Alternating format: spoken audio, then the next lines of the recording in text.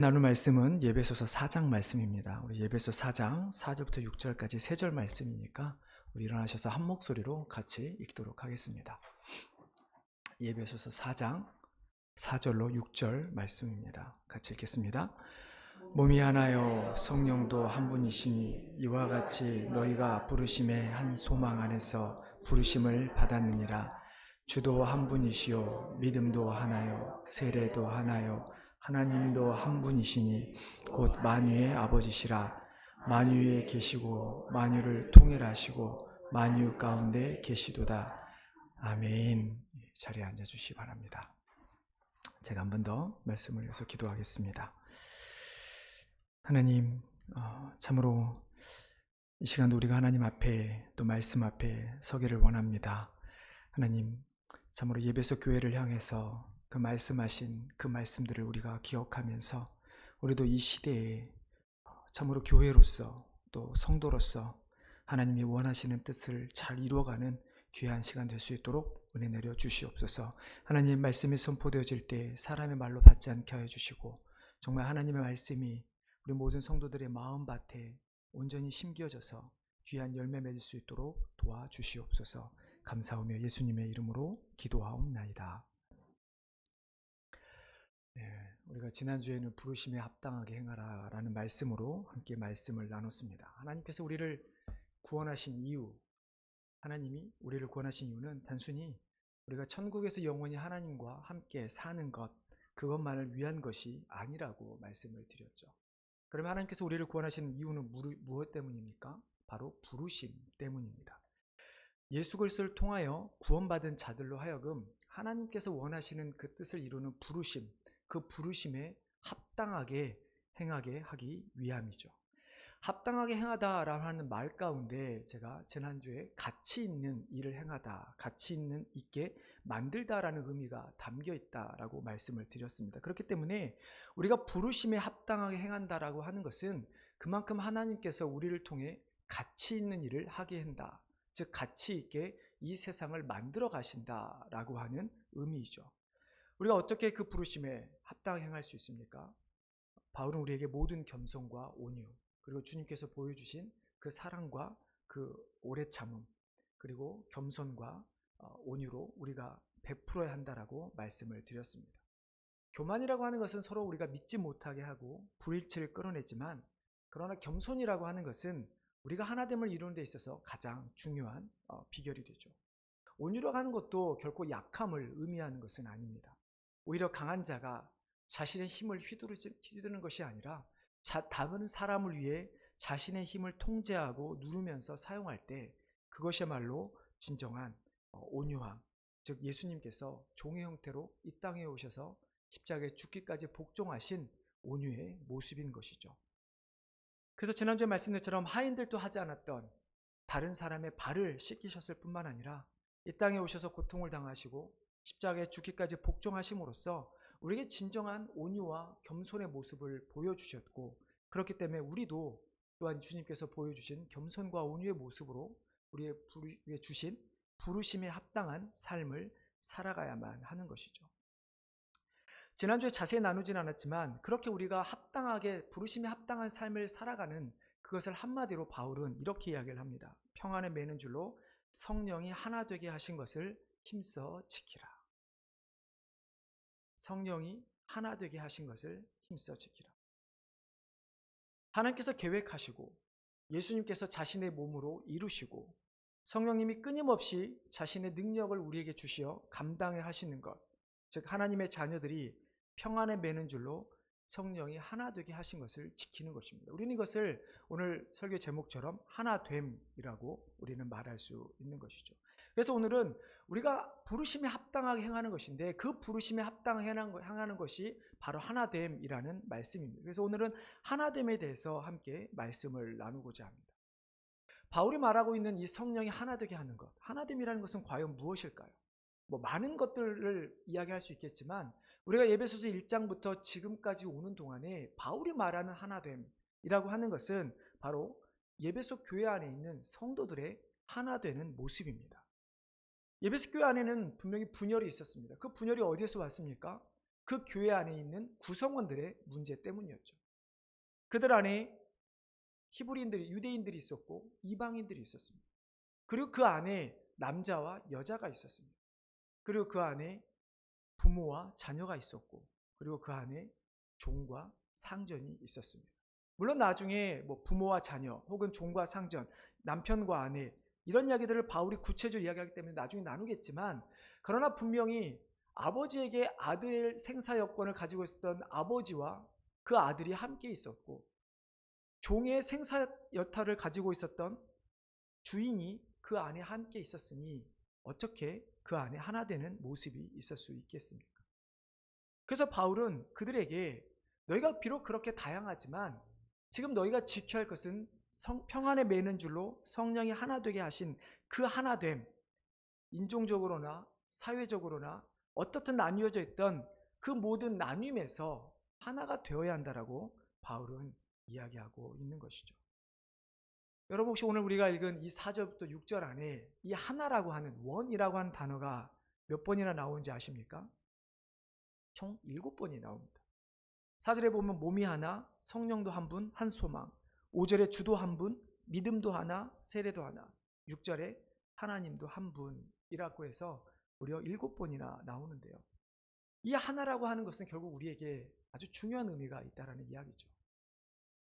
존 스토트 목사님은 이 7번 나오는 하나라는 말을 구분해서 우리에게 말을 하는데요. 어떻게 구분하냐면 이렇게 이야기합니다. 7번 중에 하나 중 3개는 삼위일체의 세 위격, 4절에 성령도 한 분, 5절에 주도 한 분, 그리고 6절에 하나님도 한 분이시니 곧 만유의 아버지라를 말하는 반면, 나머지 4개의 하나, 즉 몸이 하나요, 한 소망 안에서 믿음도 하나요, 세례도 하나요는 삼위일체의 세 위격과 관련해서 우리 그리스도인들의 경험을 말한다 라고 이야기하였습니다. 무슨 의미입니까?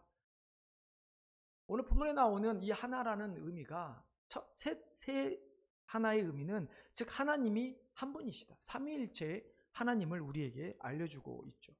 그리고 나머지 한 몸, 한 소망, 한 믿음, 한 세례라고 하는 것은 그리스도인들이 삼위일체 하나님께서 주신 그 구원, 그 구원의 경험, 그 경험이 같다라는 이야기입니다. 한 경험, 똑같은 경험을, 구원의 예수님을 믿음으로 구원받는 똑같은 경험을 한 자들이다라고 하는 것을 나타내고 있죠. 그래서 오늘은 이 본문에 사용된 이 하나라는 의미를 조금 더 구체적으로 좀 살펴보도록 하겠습니다. 그래서 우리가 어떻게 하나가 되어야 하는지, 하나가 되었을 때 우리가 드러내야 되는 모습이 무엇인지에 대해서 함께 말씀을 나누도록 하겠습니다. 첫 번째로 성령도 한 분, 주도 한 분, 하나님도 한 분이시다라는 말입니다. 바울이 그렇게 성령, 주, 즉 예수님이죠, 그리고 하나님이 한 분이시다라고 하는 이 말씀처럼 삼위일체 하나님에 대해서 우리에게 말씀하고 있습니다. 삼위, 세 위격의 하나님, 몸은 하나이나 위격이 세 개라고 하는 이야기죠.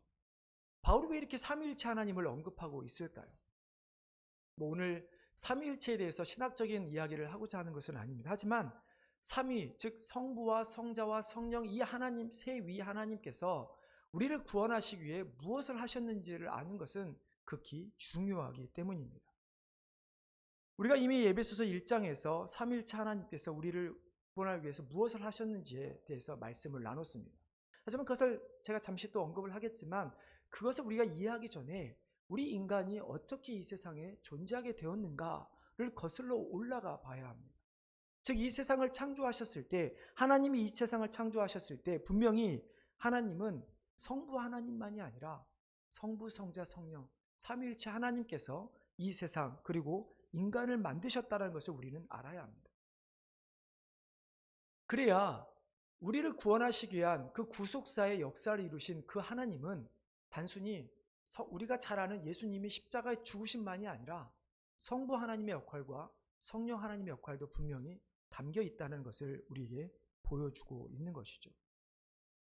우리 인간의 구원의 역사는, 우리가 그를 통해서 우리가 하나 되게 하는 것은 단순히 예수님께서 십자가에 죽으신 이유가 아니라 하나님께서, 삼위 하나님께서 이 세상을 만드신 그때부터 진행되고 있다는 사실을 우리는 깨달아야만 하는 것이죠.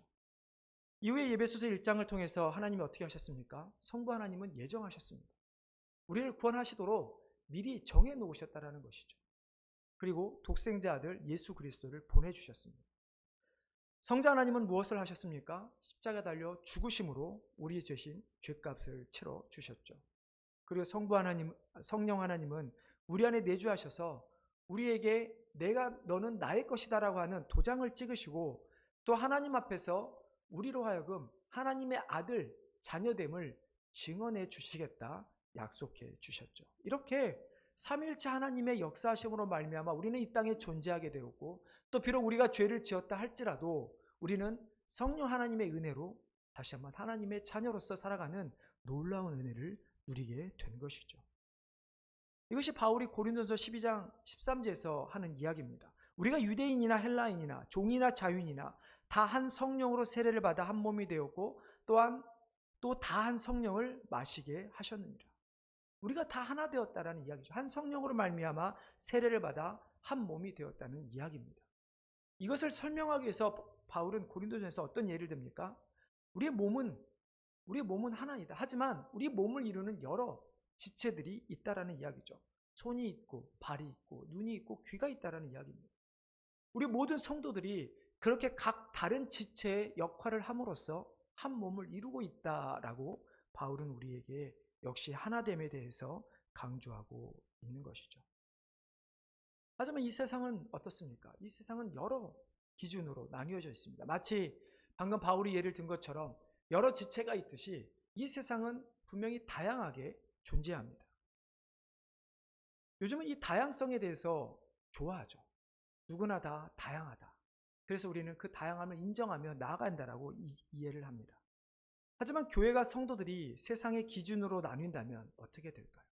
그렇다고 해서 우리가 지금 이 자리에 있는 우리 모든 성도들의 출신 혹은 성격 혹은 모든 것들이 다 똑같이 되어야 한다는 이야기는 아닙니다. 하지만 세상이 말하는 그 다양성 앞에서 우리는 과연 어떤 다양성을 추구해야 되고, 우리는 그 다양성 안에서 어떤 하나됨을 추구해야 하는가가 우리는 중요한 것이죠.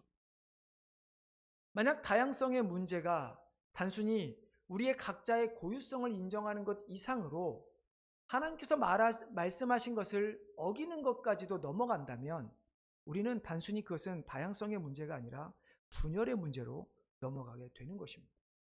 단순한 예로 동성애가 있겠죠. 이 세상 사람들은 모든 사람들이 다양한 사람이기 때문에 그들을 자체로 존중해야 한다라고 이야기를 합니다. 하지만 우리가 동성애를 인정하면 어떻게 됩니까? 우리는 그리스도의 복음을 훼손하게 되는 것입니다.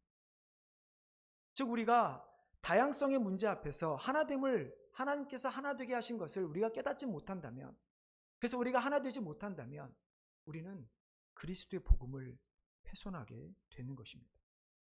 요한복음 17장 23절 말씀을 제가 한번 읽어드리겠습니다.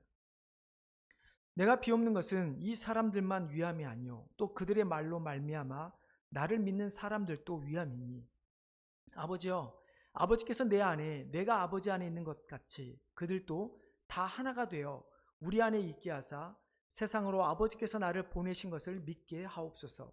내게 주신 영광을 내가 그들에게 주었사오니 이는 우리가 하나가 된 것 같이 그들도 하나가 되게 하려 함이니이다. 곧 내가 그들 안에 있고 아버지께서 내 안에 계시어 그들로 온전함을 이루어 하나가 되게 하려 함은 아버지께서 나를 보내신 것과 또 나를 사랑하심 같이 그들도 사랑하신 것을 세상으로 알게 하려 함이로소이다. 삼위일체 하나님이 왜 중요한가? 삼위의 하나님께서 각각 일을 달리 하셨지만 그러나 그들이 하나 된 것처럼 역시 주님께서 우리에게 말씀하신 것처럼 우리도 하나 되어야 한다라는 이야기입니다. 하나님께서 자신들의 영광을 예수를 통해 우리에게 준 것처럼 만약 우리가 하나 되지 못해서 하나님의 영광을 잃어버린다면 결국 어떻게 됩니까? 우리는 그리스도의 복음을 훼손하게 되는 것이죠. 교회가 하는 일 중에 가장 중요한 것이 성례가 있습니다. 성찬과 세례이죠. 성례의 중심이 무엇입니까? 바로 그리스도 안에서의 연합, 하나됨입니다. 성찬의 의미가 무엇입니까? 그리스도의 그 죽음을 통해서 죄와 사망에 있던 우리가 건져냄을 받아서 이제 십자가의 은혜로 화목, 하나가 되었다는 의미가 성찬입니다. 세례는 어떻습니까? 죄인인 자들이 예수 그리스도의 이름으로 자신의 죄를 고백하고 성부와 성자와 성령의 이름으로 우리가 다시 하나님의 자녀로 거듭나는 예식을 나타내는 예식이 바로 세례이죠. 그렇기 때문에 성례 또한 그 중심에 예수 그리스도를 통한 연합이 담겨 있는 것이죠. 그렇기 때문에 이렇게 우리가 세례를 통해서 하나님의 자녀로서 외적인 모습을 보이고 우리가 성찬에 참여함으로써 끊임없이 우리 안에서 역사하시는 그 살아계시는 그리스도의 그 살아계심을 고백하는 자들이 우리라면 우리는 반드시 하나가 되어야 하는 것이죠. 바로 삼위일체 하나님이 하나 되신 것처럼. 그렇지 않으면 우리는 그리스도의 복음을 회복할 뿐만 아니라 우리가 구원받을 이유가 전혀 없는 것입니다. 그렇기 때문에 우리는 삼위일체 하나님, 그 하나님께서 사랑과 은혜로 이루신 그 구원을 우리가 받았다면 우리는 그 하나 된 것을 반드시 지켜야만 하는 것이죠. 둘째로 살펴보기 원하는 것은 이제 두 번째 파트입니다. 몸이 하나고 한 소망 안에서 믿음도 하나고 세례도 하나라는 말씀입니다. 존 스타트 목사님 말씀하신 것처럼 앞에 우리가 한 아버지, 한 주, 한 성령 안에서 우리가 구원을 받았다면 우리가 그렇게 삼위일체 하나님을 통해서 우리들이 경험하는 것이 바로 몸이 하나가 되는 것이고 한 소망을 갖는 것이고 한 믿음을 가지고 한 세례를 받는 것이죠. 조금 더 구체적으로 살펴보도록 하겠습니다. 몸이 하나라는 말은 무슨 말일까요? 몸이 하나다라고 하는 말은 우리가 구원받은 모든 성도들이 우리가 한 교회를 이룬다라고 하는 말씀입니다. 예배서 2장 11절부터 22절 우리가 이미 살펴본 말씀입니다. 그 말씀을 보면 어떤 이야기가 있습니까? 유대인과 이방인들 사이에서 끊임없이 다툼이 있는 그들 가운데 그들을 향해서 바울이 이야기하는 것을 어떤 이야기를 합니까? 유대인들을 향해서는 너희가 처음부터 할례 받은 사람들이 아니다. 또한 이방인들을 향해서도 너희가 분명히 처음에는 할례를 받지 못했고 하나님의 언약 안에 있지 못하는 자들이었다라고 이야기를 합니다. 하지만 그들이 어떻게 하나 됩니까? 결국 예수 그리스도를 통해서 두 원수가 무너져서 결국 예수 그리스도의 그 십자가의 죽음으로 말미암아 그들이 하나가 되었다라고 우리는 이미 예배소서 2장 말씀을 통해서 살펴보았습니다. 그리고 그렇게 하나 된 자들이 성령 안에서 하나님이 거하실 처소가 되기 위하여 그리스도 예수 안에서 함께 지어져 가야 한다라고 사도 바울은 우리에게 말씀하셨죠.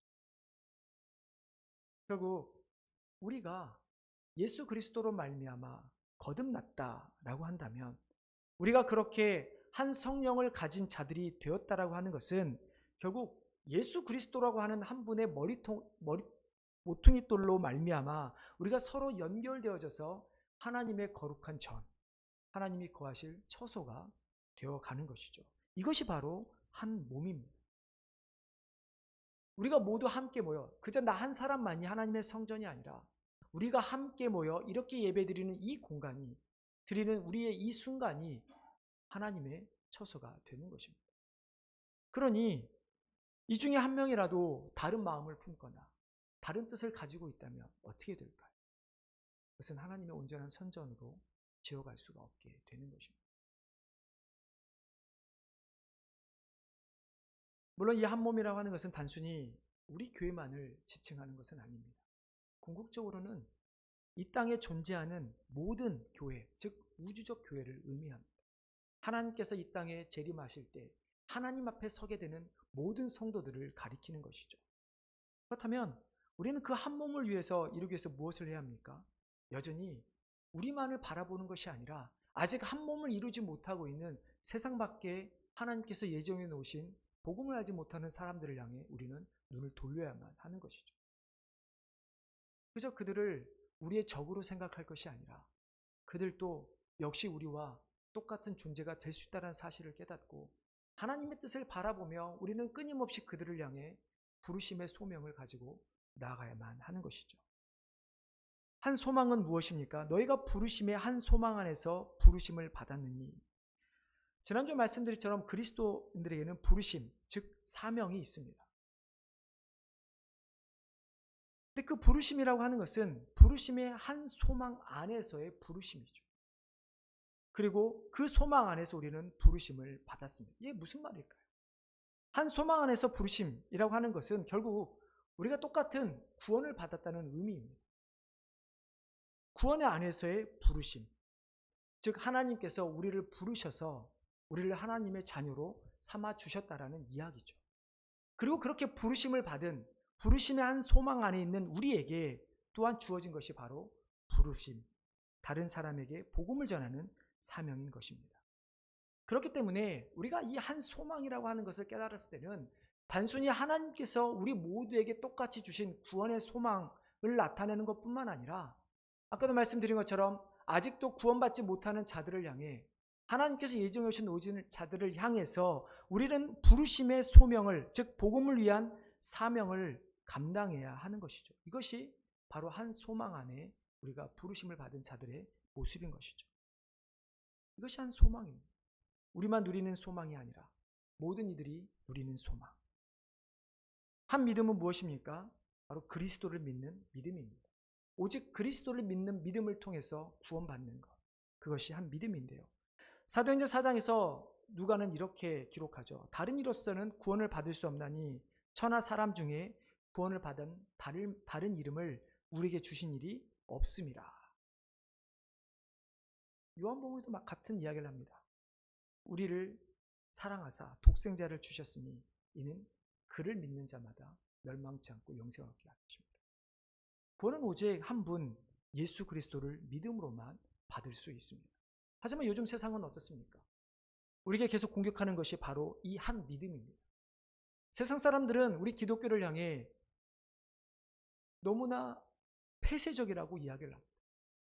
너희는 너무나 너희들만 안다고 이야기를 합니다. 근데 우리는 그것에 흔들리지 말아야 합니다. 우리가 그것을 흔들리는 순간 어떻게 이야기합니까? 자꾸 다른 믿음을 이야기하게 됩니다. 세상의 모든 종교에서 믿는 그들의 신을 믿었을 때 그들 또한 구원을 받는다고 이야기를 하죠. 제가 몇 번 말씀을 드린 적이 있었을 것입니다. 왜 WCC가 무섭습니까? 그들이 모든 교회가 하나가 되어야 한다라는 중요한 어떤 가치를 가지고 가지만 그러나 그들은 그것을 넘어서 모든 종교에도 구원이 있다라고 이야기하고 있기 때문에 무서운 것이죠. 한 믿음이 아닌 여러 믿음, 다양한 믿음을 강조한다면 어떻게 될까요? 그것은 바로 종교다원주의로 빠지게 되는 것이죠. 그렇기 때문에 한 믿음을 우리가 깨닫는 것, 이 한 믿음을 우리가 소유하고 있고 이것을 지키는 것은 우리에게는 너무나 중요한 사실입니다. 미국이란 나라가 다양한 인종이 사는 나라입니다. 그렇기 때문에 당연히 다양성을 주장합니다. 그러다 보니까 어느 순간부터 어떤 사람들이 가진 다양성을 넘어서 이제는 미국이 기독교 나라라고 했던 그 청교도 신앙을 잊어버린 채 이제는 다양한 믿음을 인정하는 나라가 되어버리고 말았죠.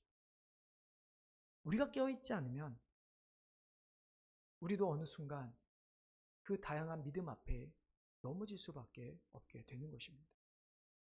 세상 사람들이 아무리 우리를 손가락질한다 할지라도 우리가 다른 모양의 모습 때문에 손가락질을 받는 것이 아니라 이 한 믿음 때문에 우리는 손가락질을 당해야만 하는 것입니다. 절대로 다른 구원이 없다라고 하는 것. 이 한 진리 때문에 우리에게는 소망이 되는 것이고 세상 사람들에게는 미련하다라고 생각하는 것이 되는 것이죠. 하지만 언젠가 그들이 예수님을 깨닫게 될 때 그들에게도 미련한 것이 아닌 정말 귀중한 진리의 소망이 될 것입니다. 마지막으로 한 세례는 무엇입니까? 삼위일체 이름으로 받는 세례를 의미합니다. 다른 이름으로 받는 세례는 소용이 없죠. 우리가 침례교에서는 우리가 이머징, 즉 이머전, 침례를 해야 된다, 물을 뿌린다 이런 방법적인 것이 중요한 것이 아니라 중요한 것은 삼위일체 이름으로 세례를 받는 것만이 합당한 세례라고 하는 것이죠. 가끔 이런 질문을 받습니다. 천주교에서 영세를 받으면 어떻게 됩니까? 다시 세례를 받아야 합니까? 저희 교단에서는 의하면 천주교에서도 성부, 성자, 성령의 이름으로 세례를 주기 때문에 다시 받을 필요는 없다라고 이야기를 합니다. 하지만 천주교 세례를 받을 경우 우리는 좀 더 성부, 성자, 성령 우리가 그 세례의 의미에 대해서 알려주기 위해서 입교, 컨퍼메이션이라고 하는 것을 받도록 권유하죠. 만약에 다른 이름으로 세례를 할 경우 혹은 삼위일체 이름을 하나라도 뺄 경우에 그 세례는 잘못된 세례이죠. 우리가 믿음이라고 하는 것은 주님께 대한 내적 고백입니다. 우리가 한 믿음을 통해서 그 주님을 믿음을 통해서 우리가 구원받았다라고 한 것이라면 세례라고 하는 것은 그 내적 믿음의 외적인 표현입니다. 우리가 세례를 통해서 구원받는 것은 아니라고 말씀을 드렸습니다. 하지만 내가 구원을 받았다면 내가 삼위일체 이름으로 말미암아 이제 구원을 받았으므로 내가 그분의 이름대로 뜻대로 살아가겠다. 다른 사람들에게 보여주는 것이 바로 세례라고 하는 것입니다. 물론 이 세례라고 하는 것은 초대교회 때는 더 훨씬 큰 의미가 담겨 있었습니다. 물론 그 의미 자체는 지금과 비슷하죠. 자신이 그리스도이라는 사실을 세상에 나타내는 것. 하지만 지금과는 정말 완전히 다른 모습의 양상이 드러납니다. 우리는 세례 받는다고 해서 여러분 누가 위협합니까? 여러분 세례 받으면 누가 해코지 하나요? 받아라 받지 말아라 이런 이야기들이 없죠. 하지만 초대교회를 돌아가 보면 이 세례라고 하는 것은 그들이 믿음의 공동체, 즉 교회 안에 성도로서 들어오는 중요한 열쇠입니다.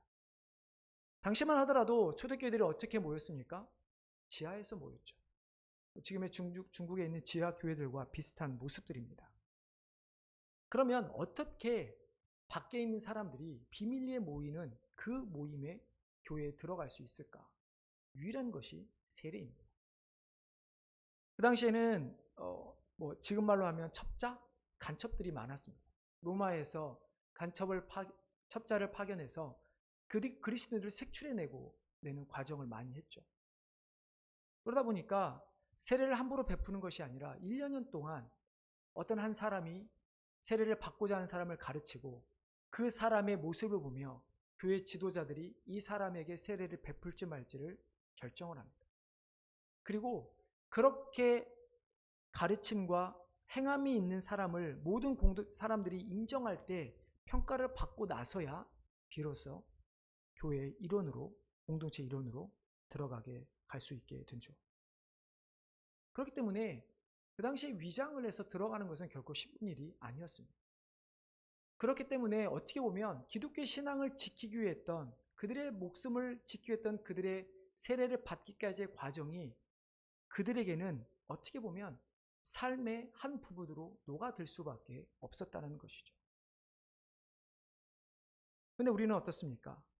우리가 분명 모든 사람이 한 세례를 받았습니다. 하지만 우리의 모습은 어떻습니까?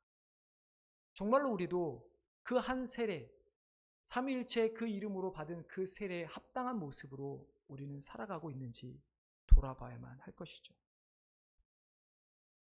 말씀드린 것처럼 세례가 구원의 조건이 되지는 않습니다. 하지만 내가 정말로 예수님을 믿는다면, 그래서 그 믿음의 고백의 발로로 인하여 내가 세례를 받았다면 우리는 마땅히 세례를 받은 자의 합당한 모습으로 살아가야만 할 것입니다.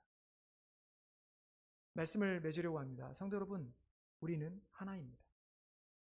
물론 각자 다 다른 모양이지만 우리가 구원받은 자로서의 모습에서는 분명히 우리는 하나이죠.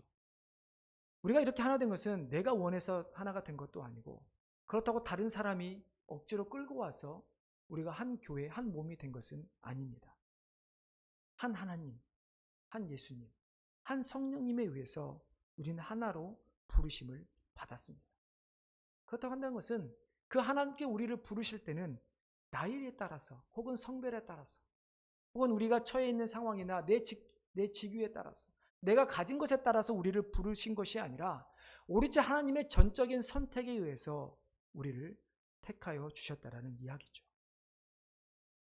그래서 바울이 에베소 교회에 알려준 것처럼 우리 교회 역시 삼위일체 하나님에 의해서 부르심을 받았다면, 그 한 소망을 품었다면 우리 역시 하나가 되어야만 하는 것이죠. 바울이 그리는 하나됨, 이것은 우리가 생각보다 훨씬 더 큰 그림이 담겨 있습니다.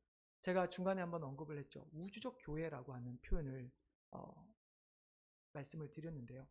이것은 단순히 우리가 하나님과 우리 죄인의 관계에서 1대1의 회복만을 의미하는 것이 아니라 궁극적으로는 이 땅에 하나님 나라가 세워지는 것입니다.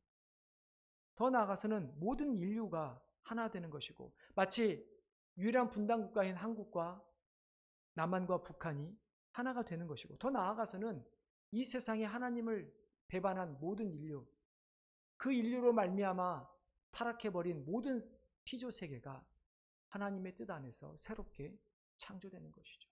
우리는 그 재창조의 모습을 보며 달려가야만 하는 것입니다. 이 땅에서의 잘 사는 것, 이 땅에서의 복이 아니라 하나님께서 회복하시어 우리와 영원히 함께 살게 될 그 영원한 나라, 우리는 그것을 펼쳐질 때까지 우리는 온전히 하나됨을 이뤄가야 하는 것입니다. 이 하나됨을 위해서 하나님이 원하시는 하나됨의 모습을 깨달으시기를 바랍니다. 비록 우리가 생각하는 것이 다를지라 할지라도 교회를 통해서 하나님께서 하시고자 하는 것은 복음 전파라고 하는 그 하나의 사명만을 주셨으니 그것을 위해 우리 모두가 하나 되어서 함께 나아가는, 그래서 하나님 삼위일체 하나님께서 하나됨을 통해서 우리에게 주시고자 하는 그 영광을 누리면서 살아가시는 우리 귀한 성도님 되시기를 주님의 이름으로 축원합니다.